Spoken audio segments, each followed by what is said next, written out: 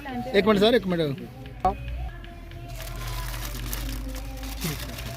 उन्हें समझाया पीछे नहीं कर जी बहुत प्रधान आज जी जिला दे है मैं देना चलो जी भाई हाँ चल चल आ जाओ हाँ साढ़े मंडल प्रधान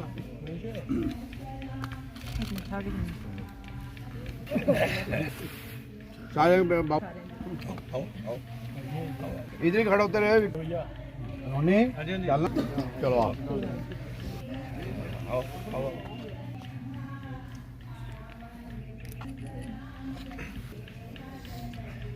ये भी मंडल प्रधान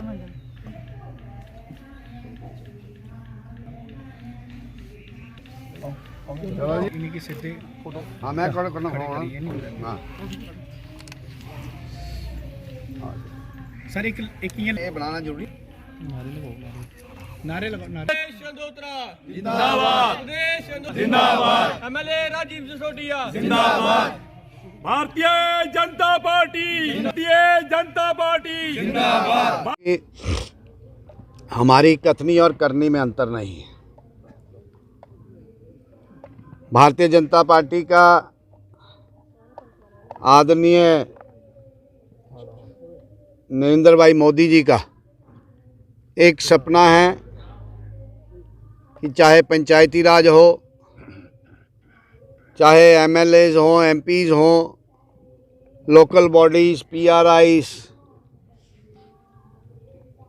इस देश की आधी आबादी महिलाओं की है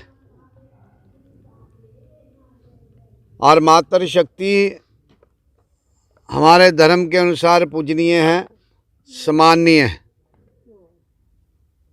आज जो आदरणीय प्रधानमंत्री साहब ने कहा कि 2029 में हम 33% की रिजर्वेशन का प्रोविज़न रखा है और जैसे पंचायती राज में लागू हुआ है, मैं हमेशा कहता हूं कि आदरणीय प्रधानमंत्री साहब ही ऑलवेज लीड बाय एग्जाम्पल। जब वो होगा सो होगा, मगर भारतीय जनता पार्टी के राष्ट्रीय अध्यक्ष आदरणीय नड्डा जी ने फैसला किया कि हम अपने संगठन में अपनी महिलाओं को, अपनी बहनों को उचित स्थान देंगे। और आज मेरी बहन अपने 31 साल के राजनीतिक सफ़र के चलते हुए आज भारतीय जनता पार्टी ने बहुत बड़ी जिम्मेवारी मेरी बहन उपदेश जी के ऊपर डाली है। मैं पार्टी का और तमाम कार्यकर्ताओं का, जिला कठुआ के कार्यकर्ताओं का, सबका बहुत आभार करता हूं और विशेष आभार अपने पार्टी के कार्यकर्ता और सीनियर लीडर्स का जो जिला कठुआ से बिलोंग करते हैं। बहुत सारे दावेदार थे और जब ये विचार रखा गया तो सब ने सर्वसहमति से, सबसे एक्सपीरियंस्ड, सबसे कर्मठ, 24 घंटे ऑन द टोज रहने वाली ऐसी मेरी बहन उपदेश जी को ये जिम्मेवारी दी। सर्वसहमति से सबने जिम्मेवारी दी। बहुत सारे दावेदार थे। यही भारतीय जनता पार्टी की विशेषता है, अपनी अपनी दावेदारी सब पेश करते हैं। जब पार्टी निर्णय करती है, सब निर्णय भी तभी होता है जब सर्वसहमति होती है। उपदेश जी को ये जिम्मेवारी दी है। मैं अपनी बहन को बहुत बहुत मुबारकबाद, साधुवाद पेश करना चाहता हूँ और मुझे यकीन है कि जो पार्टी ने इनको जिम्मेवारी दी, इस जिम्मेवारी निभाने में सक्षम है, अपने आप में सक्षम है। संगठन के अनेक पदों पर काम करते हुए, और मैं संकोच नहीं करूँगा, उपदेश जो मेरी बहन है, दिल्ली में प्रचार कर रही थी दिल्ली असेंबली क्षेत्र में 5 विधानसभा क्षेत्र इनको मिले हुए थे। यही भारतीय जनता पार्टी की विशेषता है।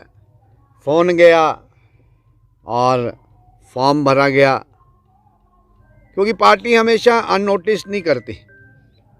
जो कार्यकर्ता ईमानदारी से, वफादारी से संगठन के काम में लगता है, पार्टी समय समय पर उनको जिम्मेवारी देती है। और आपने पिछले 10, 12, 15 सालों में अनुभव किया होगा कि ऐसे अनेक चेहरे जिनकी चर्चा भी नहीं थी, पार्टी ने उनको जिम्मेवारी दी और बहुत बहुत बड़ी जिम्मेवारियां दी हैं। मैं आज के इस अवसर पर अपनी बहन को बहुत शुभकामनाएं और उम्मीद करता हूं और ईश्वर से प्रार्थना करता हूं कि इनको ताकत दें कि जो जिम्मेवारी मिली है अच्छे तरीके से इस जिम्मेवारी को निभाएं। तो मैं पुनः एक बार पार्टी का, पार्टी के कार्यकर्ताओं का, सीनियर लीडर्स का, मैं सबका आभार प्रकट करता हूं और इसको अपनी बहन को राजीव जी क्या देखते हैं, ग्रामीण स्तर से लेकर अब कई जिम्मेदारियां भी रही, अब जिला अध्यक्ष बनी है, बाकी महिलाओं को कितनी ज़्यादा प्रेरणा मिलेगी जो राजनीति में नहीं कदम रखती या फिर ये सोच कर रह जाती हैं कि हमें क्या ही ओहदा मिलेगा, हम क्यों ही ज़्यादा टाइम जो है वो राजनीति। मैंने इसलिए शुरू में कहा कि हमारी कथनी और करनी में अंतर नहीं है। उपदेश जी को ये जिम्मेवारी मिलना और बड़े साधारण परिवार से आती है, कोई बड़ा राजनीतिक बैकग्राउंड नहीं है। मैं इनको तब भी जानता जब इन्होंने ज्वाइन किया। उमा भारती जी यहाँ मुखर्जी चौक आई थी और वो युवा मोर्चा की राष्ट्रीय अध्यक्ष थी और उपदेश लोत्रा हमारी युवा मोर्चा की सेक्रेटरी थी इस प्रदेश की, इस ज़िले की। तो निश्चित तौर पर पहले हमें महिलाएं ढूंढने पे नहीं मिलती थी, आज बहुत कंपटीशन है और ये भी संभव हो पाया है जब से प्रधानमंत्री ने भागडोर संभाली है। वुमेन एम्पावरमेंट हमारा एक विजन है, उसी के चलते एक कार्य यहाँ कठुआ में हुआ। मैं अपने भाजपा संगठन जम्मू कश्मीर जिसका जो शीर्ष नेतृत्व है उनका आभार प्रकट करती हूँ कि उन्होंने मुझे जो जिम्मेवारी दी, मुझ पर भरोसा किया, मेरे काम पे भरोसा किया। उसके बाद मैं अपने ज़िले का जो शीर्ष नेतृत्व है उसके साथ ही मेरे ज़िले के 3 विधायक, माननीय विधायक श्री रजीत सरोटिया जी, माननीय विधायक श्री विजय सरोटिया जी, माननीय विधायक श्री डॉक्टर भारत भूषण जी, इनकी भी सहमति बनी। और मेरे संगठन जो ज़िला की टीम थी, देखो पहले तो सबका अधिकार भी होता है, पार्टी हमारी पार्टी में ये है कि सबको वो मौका देती है कि जब तक फाइनल निर्णय नहीं होता, चाहे वो विधानसभा की सीट हो, जी हो, पहले सभी अपना पक्ष रखें, सभी अधिकार का सभी ने किया, अधिकार भी बनता है। वो बात रह गया कि मैंने नहीं रखा था। तो जैसे विधायक जी ने अभी बताया कि मैं तो दिल्ली प्रवास पे थी, फिर आओ जल्दी आओ, नॉमिनेशन फाइल करना है। तो हमें संगठन का जो निर्देश आदेश होता है उसी के अनुसार हमें चलना होता है। शुरू से यही किया, यही करेंगे हम लोग। तो इनकी सर्वसहमति से जो मेरे कार्यकर्ता भाई बहनें थे कठुआ ज़िले में, जब इन बड़े नेतृत्व का जो फाइनल डिसीजन हुआ जम्मू से हुआ, तो उनका तो सवाल ही पैदा हुआ इनकी बात नहीं माने। तो ये कितना खूबसूरती है हमारे संगठन में कि जो भी निर्णय होता है सर्वसहमति से होता है। जैसे फाइनल रिजल्ट आने के पहले जो भी होंगी, पर जब फाइनल रिजल्ट आ गया उसके बाद कोई मिलके काम करते हैं। ये मेरे संगठन भाजपा की बहुत ही खूबसूरती है। दूसरी बात कि माननीय वो महाभारत था, कृष्ण भगवान जी थे, उनके समय में ही महिलाओं का बहुत उत्थान हुआ था। अब हमारे मोदी जी हैं पिछले 11-12 साल से, तो जितना महिलाओं को राजनीतिक क्षेत्र हो, चाहे दूसरे कॉरपोरेशन हो, अपने 3 टायर जो भी सिस्टम है, उनमें महिलाओं को 33% आरक्षण तो मिला ही है।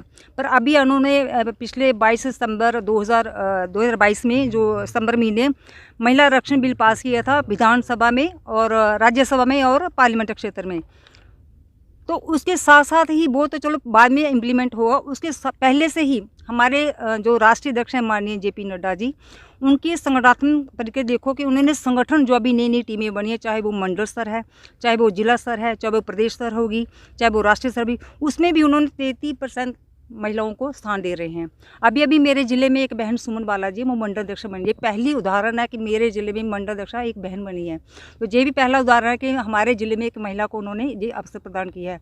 तो इससे बड़ी खूबसूरत क्या थे, मैं कोटि-कोटि नमन करती हूँ हमारे संगठन का कि जो महिलाओं को इतना मान सम्मान देते हैं और महिलाएं जितना सुरक्षित मान सम्मान जहाँ पे महसूस करते हैं हमारे संगठन में, शायद ही किसी और संगठन में ये सब चीज़ें होगी।